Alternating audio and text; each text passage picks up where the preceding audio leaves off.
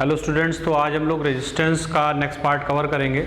First part में हम लोगों ने ओम्स लॉ देखा था, ओम्स लॉ का थ्योरेटिकल एक्सप्लेनेशन देखा था और ये देखा था कि ओम्स लॉ कौन कौन से कंडक्टर्स जो हैं वो फॉलो करते हैं, ये सारी चीज़ें हम लोगों ने देखी थी। आज हम बात करेंगे कि रेजिस्टेंस, जो हम लोग पिछले लेक्चर से बात कर चुके थे कि रेजिस्टेंस क्या होता है, रेजिस्टेंस किन किन पैरामीटर्स पर डिपेंड करता है।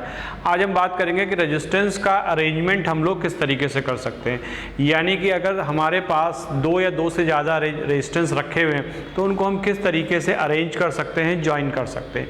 तो कॉमनली दो तरह के कॉम्बिनेशन हम लोग ट्राई करते हैं रेजिस्टेंस के केस में। पहले जो कॉम्बिनेशन होता है उसको हम सीरीज़ बोलते हैं अरेंजमेंट, और दूसरा जो होता है उसको हम पैरेलल अरेंजमेंट बोलते हैं। तो सीरीज़ और पैरेलल दोनों ही अरेंजमेंट का अपना अपना एक पर्पज़ होता है। सीरीज अरेंजमेंट का पर्पज़ ये होता है कि रेजिस्टेंस, अगर हम दो या तीन हमारे पास रेजिस्टेंस दिए गए और उनकी मदद से हमको इफेक्टिव रेजिस्टेंस क्या करना है, बढ़ाना है, तो हम सीरीज़ में उसको क्या करेंगे, ऐड करेंगे। यानी कि सीरीज में जोड़ने पर जो इफेक्टिव रेजिस्टेंस है, इफेक्टिव का मतलब है कि अगर उनकी जगह हम एक सिंगल रेजिस्टेंस ले रहे हैं तो उस रेजिस्टेंस को हम क्या कहते हैं, इफेक्टिव रेजिस्टेंस कहते हैं। तो ये इफेक्टिव रेजिस्टेंस सीरीज के केस में सबसे उन इंडिविजुअल से क्या होगा, ज़्यादा होगा। और अगर हम पैरेलल अरेंजमेंट कर रहे हैं तो पैरेलल अरेंजमेंट का पर्पज़ ये होता है कि इफेक्टिव रेजिस्टेंस की वैल्यू को क्या कर देना, कम कर देना। तो आज इन्हीं दोनों चीज़ों पर हम बात करेंगे कि भाई सीरीज अरेंजमेंट में हम क्या कैसे अरेंज करते हैं, क्या क्या उसके बेनिफिट्स हैं, क्या क्या फीचर्स हैं, और पैरेलल अरेंजमेंट में हम किस तरीके से करेंगे और उसका क्या बेनिफिट और उसके क्या फीचर्स हैं। तो ये दोनों चीज़ों को हम लोग एक एक करके उसके बारे में बात करेंगे। क्लियर है? चलिए आज शुरू करते हैं सबसे पहले सीरीज पर।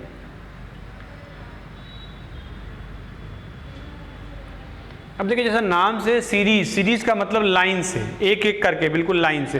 तो इसमें अगर हम बात करें, हमारे पास अगर तीन रेजिस्टेंस हैं तो हम इसको इस तरीके से ज्वाइन कर रहे हैं, एक के बाद एक लाइन से हम इसको क्या कर रहे हैं, ऐड कर रहे हैं। तो इस अरेंजमेंट को हम सीरीज अरेंजमेंट कहते हैं। और ये एक हमारे पास बैटरी या सेल है जिससे हमने पहले रेजिस्टेंस का पहला सिरा कनेक्ट किया गया और लास्ट रेजिस्टेंस का जो अंतिम छोर है, जो लास्ट किनारा है, उसको हमने नेगेटिव टर्मिनल से क्या किया है, कनेक्ट किया है।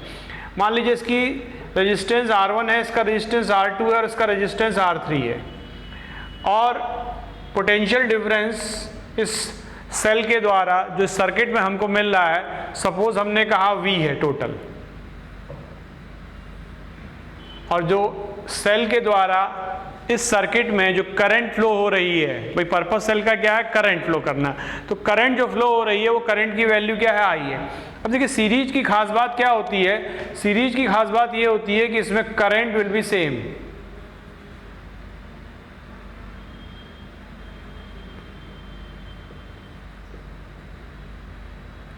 इन ईच रेजिस्टेंस, प्रत्येक रेजिस्टेंस के लिए करंट की वैल्यू क्या रहेगी, सेम रहेगी। इसका मतलब R1, R2, R3 जितने भी सीरीज में है सब में करंट की वैल्यू क्या रहेगी, सेम रहेगी। पोटेंशियल डिफरेंस जो होगा वो सब में अलग अलग होगा। Potential difference across each resistance will be different.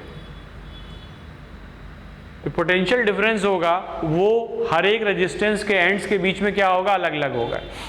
तो हम बात करते हैं, मान लीजिए R1 के एंड्स के बीच में पोटेंशियल डिफरेंस V1 है, R2 के V2 है और R3 के V3 है। तो इसका मतलब V equal to V1 plus V2 plus V3। इसके बाद बात करते हैं इफेक्टिव रेजिस्टेंस की। तो इसमें जो इफेक्टिव रेजिस्टेंस होता है, अगर हमने इसको R से डिनोट कर रहे हैं तो R इक्वल टू हमारा क्या होगा, R1 plus R2 plus R3, यानी तीनों को हम क्या कर देंगे, ऐड कर देंगे। जितने भी हमारे रेजिस्टेंस हैं उन तीनों रेजिस्टेंस को हम क्या करेंगे, ऐड करेंगे। तो कैपिटल R हमारा क्या हो गया, R1 plus R2 plus R3। अब देखिए यहाँ से एक चीज़ बिल्कुल क्लियर है कि जो इफेक्टिव रेजिस्टेंस है उसकी वैल्यू, जितने भी रेजिस्टेंस हमको दे रखे हैं उसमें जो सबसे बड़ा वाला रेजिस्टेंस है उससे भी वैल्यू क्या होगी, ज़्यादा होगी। और पर्पस सीरीज का क्या है कि अगर हमको इफेक्टिव रेजिस्टेंस बढ़ाना है, रेजिस्टेंस बढ़ाना है किसी सर्किट में, ऐसी रिक्वायरमेंट है, तो हम सीरीज कॉम्बिनेशन का इस्तेमाल करेंगे। करंट इसमें सेम रहती है। ड्रॉबैक ये है कि अगर एक भी रेजिस्टेंस खराब हो गया तो बाकी आगे करंट फ्लो नहीं होगी। इसीलिए घरों में वायरिंग जो होती है वो पैरेलल में की जाती है, सीरीज में नहीं की जाती है, क्योंकि सीरीज में करने का नुकसान ये है कि अगर कहीं पर भी एक जगह भी कहीं कोई प्रॉब्लम आ गई तो उससे आगे करंट फ्लो नहीं होगी।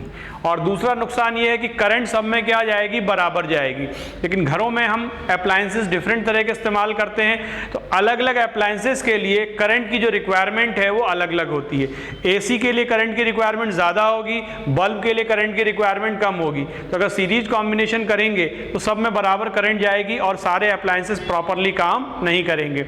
और अगर एक भी अप्लायंस खराब है या एक जगह भी कहीं गड़बड़ी है तो आगे उसमें करंट फ्लो नहीं होगी। इसीलिए घरों में जो वायरिंग होती है वो पैरेलल में की जाती है। तो ये हमारा इफेक्टिव रेजिस्टेंस है R = R1 + R2 + R3। अब हम बात करते हैं कि जो पोटेंशियल डिफरेंस है वो किस रेशियो में डिस्ट्रीब्यूट होता है। तो 1/R1, तो V1 V2 V3 जो होगा वो रेजिस्टेंस के रेशियो में क्या होगा, आपका डिस्ट्रीब्यूट होगा। यानी जिसका रेजिस्टेंस ज़्यादा उसके एंड्स के बीच में पोटेंशियल डिफरेंस क्या होगा, ज़्यादा होगा। ये चीज़ याद रखिए, जिसका रेजिस्टेंस कम उसके सिरों के बीच में पोटेंशियल डिफरेंस क्या होगा, कम होगा। तो ये हमारा सीरीज अरेंजमेंट था। इस सीरीज अरेंजमेंट में इस तरीके से हम बात कर सकते हैं।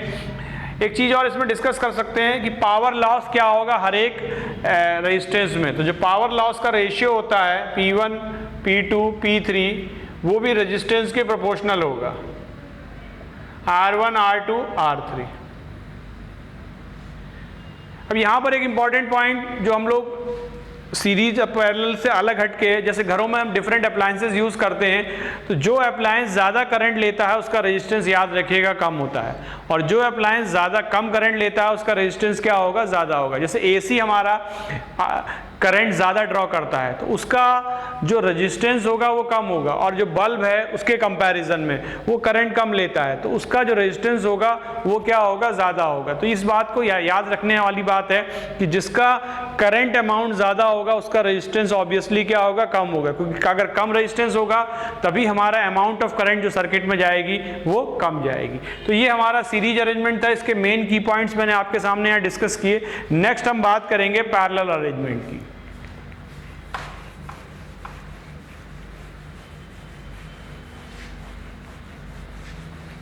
अब देखिए पैरेलल अरेंजमेंट में, पैरेलल का मतलब है यहाँ पर इस तरीके से कि एक एंड्स एक तरफ कनेक्ट होगा और दूसरा एंड दूसरी तरफ। अगर ये तीन रेजिस्टेंस हैं इनको हम पैरेलली कनेक्ट कर रहे हैं तो ये कुछ इस तरीके से होगा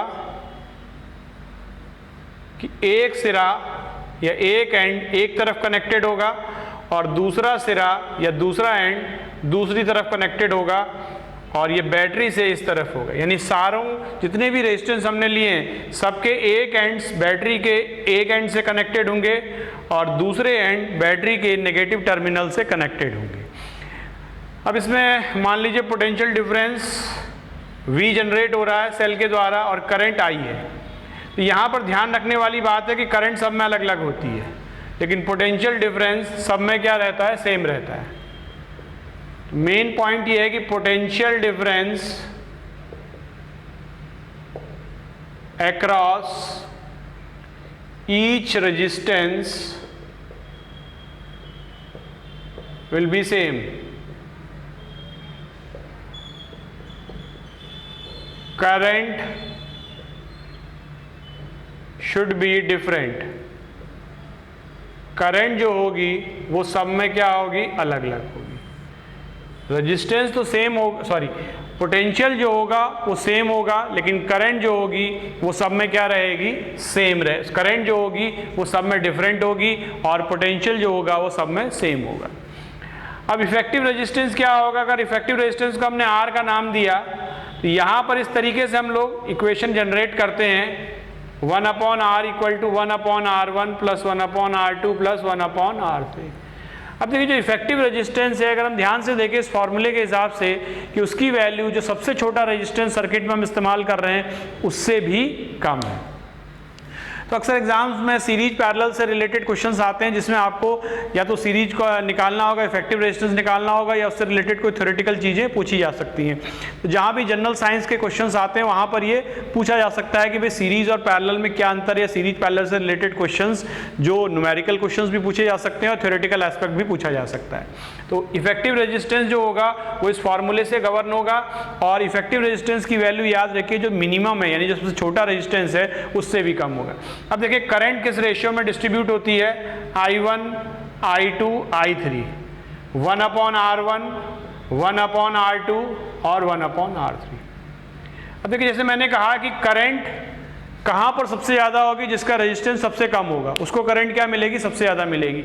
जैसे मैंने अभी थोड़ी देर पहले बताया कि घरों में अगर डिफरेंट अप्लायंसेज हैं तो जिस अप्लायंसेज को करंट की रिक्वायरमेंट ज़्यादा है उसका रेजिस्टेंस क्या होगा, कम होगा, क्योंकि घरों में जो वायरिंग होती है याद रखिए पैरेलल में क्या होती है, ज्वाइन की जाती है। तो I1 I2 I3 1/R1 1/R2 और 1/R3। तो जिसका रेजिस्टेंस कम है उसके लिए करंट ज़्यादा मिलेगी और जिसका रेजिस्टेंस ज़्यादा होगा उसको करंट कम मिलेगी। तो ये चीज़ यहाँ पर हमको याद रखनी है।